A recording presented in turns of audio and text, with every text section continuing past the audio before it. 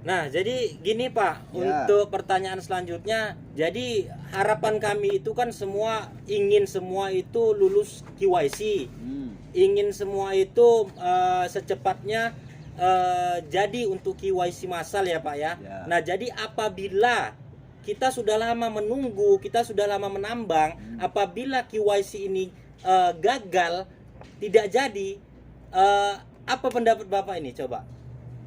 Ya, terkait dengan keraguan ya, karena sampai hari ini kan fitur untuk melakukan KYC itu belum terbuka ya, masih 100/100 untuk pionir yang berhasil ya kemarin. Jadi kalau kalau saya ditanya seperti itu, saya yakin KYC itu pasti akan terlaksana. Hanya semua soal waktu. Terus bagaimana kalau tidak terlaksana? Maka semua kita perlu evaluasi secara menyeluruh. Yang pertama, ya saya bilang terus terang aja, ya alangkah bodohnya dengan jumlah member atau pionir yang banyaknya itu 25 juta, ya. Kalau misalnya tiba-tiba tidak terjadi pelaksanaan KYC atau gagal misalnya. Nah, ini kembali ke kita dan mungkin kita bisa ini. Terus yang 25 juta ini sama Nicholas mau dikemanakan? Ya. Sementara ya 25 juta ini adalah aset. Aset bagi dia untuk terus mengembangkan Pi Network ini menjadi ya mata uang ya digital yang akan digunakan di seluruh dunia. Maka keyakinan saya itu yakin sekali pasti KYC. Nah, jadi kalau gagal ya mungkin yang tahu ya Nicholas sendiri alasan kenapa gagal. Mungkin bisa saja mungkin karena ada intervensi dari pihak lain yang menggagalkan itu, atau mungkin ada gangguan dari pihak internal yang kita tidak tahu. Tapi kalau gagal alangkah bodohnya karena asetnya sudah 25 juta lebih orang-orang yang sudah menggunakan aplikasi Pi Network. Nah, sekarang ini aja saya yakin dan percaya ketika kita klik petir selama 24 jam tiba-tiba muncul iklan, itu sebenarnya sudah sumber uang yang nominalnya itu udah nggak ketulungan banyaknya, dan itu sudah dikantongi sama core team atau sama Pi Network atau sama Nicholas lah karena dia yang membuat. Nah, tentu saja kalau misalnya ini gagal KYC, ya saya sih tidak yakin gagal. Saya yakinnya sih pasti semuanya akan KYC. Nah, kalau gagal ya mungkin kita perlu rame-rame datang ke tempat Nicholas lah. Oh, Kenapa begitu ya, Pak, digagalkan ya? KYC itu?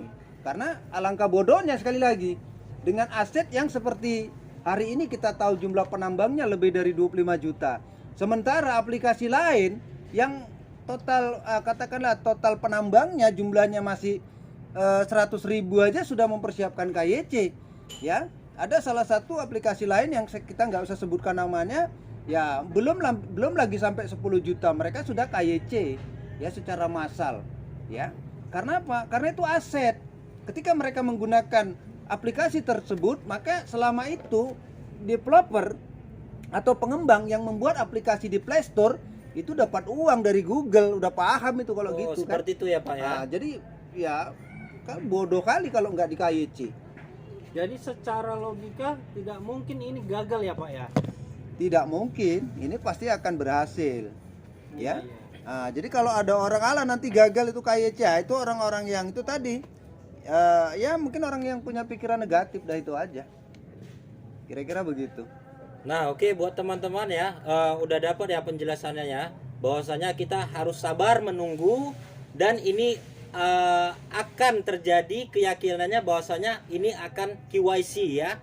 Nah, buat teman-teman semua harus sabar ya. Sama-sama kita fokus juga menambang, sama-sama kita berdoa mudah-mudahan ini terselesaikan. Oke, begitu ya Pak ya, untuk informasinya ya. Nah, jadi gini Pak, untuk selanjutnya, untuk informasi ke depannya, kami berharap seluruh pioner maupun itu di Indonesia, seluruh dunia lah, apabila ada kabar terbaru tentang bahwasanya updatean dari Vicor Team ya, mohon infonya ya Pak ya, karena kami semua di sini menunggu, kami semua di sini ya masih fokus untuk menambang.